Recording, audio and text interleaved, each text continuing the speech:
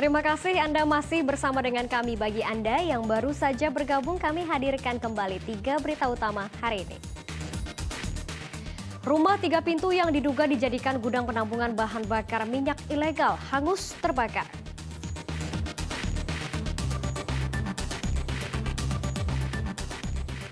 Tujuh belas remaja yang pamer senjata tajam dan mengajak duel kelompok remaja lainnya di Kabupaten Batubara ditangkap polisi.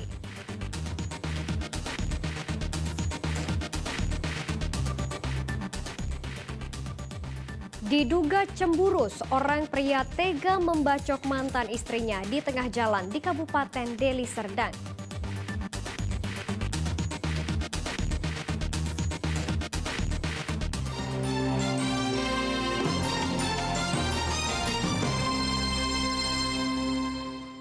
Diduga cemburu, seorang pria tega membacok mantan istrinya di tengah jalan di Kecamatan Tanjung Morawa, Kabupaten Deli Serdang. Korban menderita luka serius di bagian wajah dan kepalanya hingga harus menjalani perawatan intensif di rumah sakit. Lelaki ini langsung menghujamkan senjata tajam ke tubuh seorang wanita di Jalan Bandar Labuan, Kecamatan Tanjung Morawa, Kabupaten Deli Serdang. Korban bersama motornya yang sudah jatuh di jalanan tak berdaya dan hanya bisa berteriak minta tolong kepada warga. Usai membacok korban, pria ini pun langsung kabur lantaran takut dengan kedatangan warga. Tahu kejadiannya tiba-tiba ada teriak orang warung. Saya kira kayak tumbui gitu pakai kayu, rupanya bacoki. Lari ke sana, lari ngejar, lari dari sana, saya kejar lah. Saat itu balik lagi, nengok muka udah berdarah, Pak. Korban kemudian langsung jalani perawatan intensif di rumah sakit karena luka mengenaskan di bagian wajah dan kepalanya. Tak berapa lama, petugas Reskrim Polresta Deli Serdang langsung meringkus tersangka yang merupakan mantan suami korban di tempat persembunyiannya. Cemburu dan tak terima dicerai memicu tersangka mengamuk dan tega membacok korban bertubi-tubi di tengah jalan. Pada adanya rasa sakit hati ataupun cemburu pelaku terhadap korban. Pelaku sengaja mencari si korban. Nah, ini dapat kami sampaikan bahwa hubungan antara pelaku dengan si korban ini adalah mantan suami istri yang sudah bercerai kurang lebih 1 bulan sebelumnya. Beberapa hari sebelum kejadian, si pelaku sudah mempersiapkan. Ya, beberapa hari sebelum kejadian si pelaku sudah mempersiapkan setiap hari dengan mempersiapkan dan mengasah parangnya.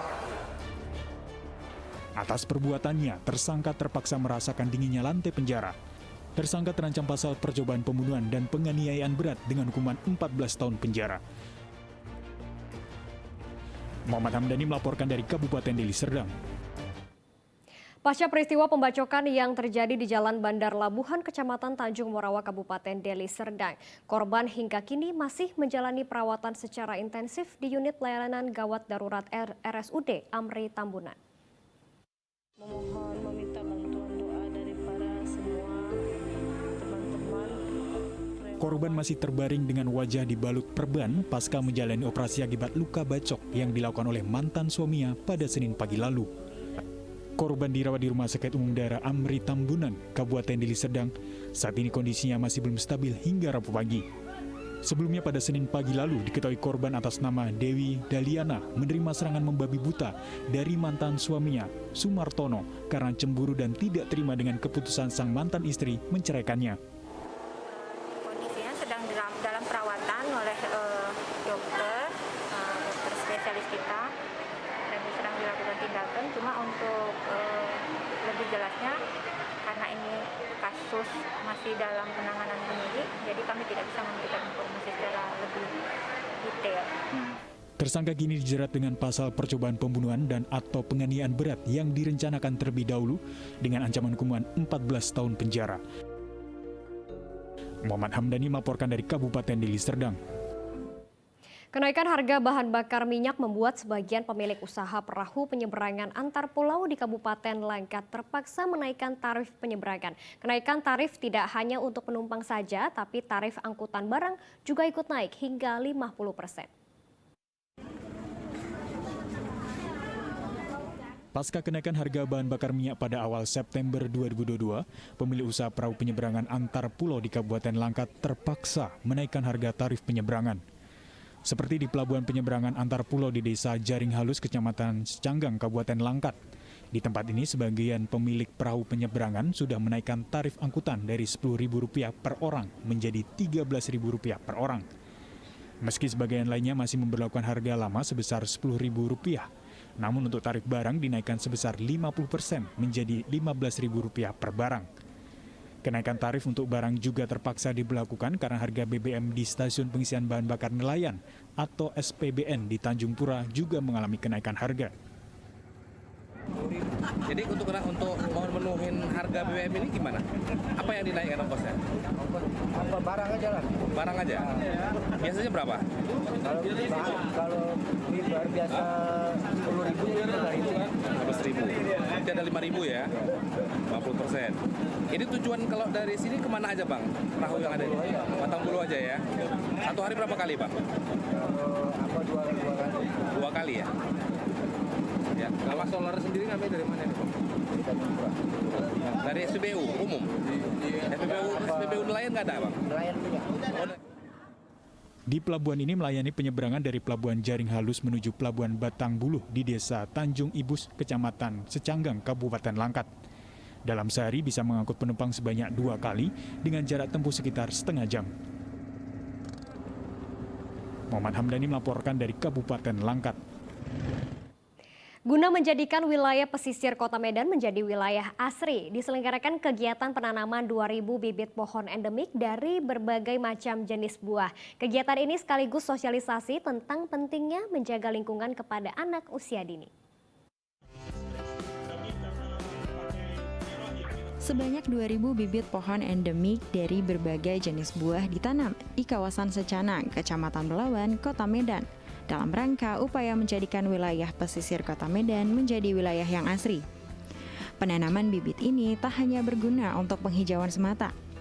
Ternyata penanaman macam-macam jenis buah ini dimaksudkan agar saat berbuah, buahnya bisa dimanfaatkan oleh warga sekitar, baik untuk konsumsi pribadi maupun dijual untuk menambah pemasukan. Uniknya, 2.000 bibit bukan ditanam di sebuah pot berbahan tanah liat ataupun plastik. Mereka justru memanfaatkan pot berbahan dasar anyaman bambu untuk menanam berbagai jenis bibit buah. Bukan hanya sekadar kegiatan menanam pohon, penyelenggara turut memberikan buku-buku bacaan tentang lingkungan kepada anak-anak. Hal ini dilakukan untuk mengedukasi anak usia dini, agar mereka sadar akan pentingnya merawat lingkungan. Untuk melengkapi kegiatan penanaman pohon, pihak penyelenggara juga menambahkan program Pustaka Kampung Keliling serta program bank sampah. Ya, tentunya Pelindo juga harus memberikan bantuan terhadap CSR ataupun tanggung jawab sosial lingkungan kepada lingkungan pesisir di sekitar wilayah kantor Pelindo. Kemudian apa yang kami berikan bantuan adalah kepada 3 bidang: lingkungan, lalu edukasi, dan juga untuk mitra UMKM. Dengan berjalannya kegiatan program ini, diharapkan lingkungan di kawasan pesisir Kota Medan lebih asri. Muhammad Hamdani melaporkan dari Kota Medan. Mendengar kata kelabang atau lipan tentu akan terdengar menakutkan bagi mayoritas warga, namun tidak dengan pemuda asal Perbaungan Kabupaten Serdang Bedagai. Di tangan Rahmat Sebayang, hewan beracun itu menjadi komoditas ekspor dengan keuntungan hingga ratusan juta rupiah.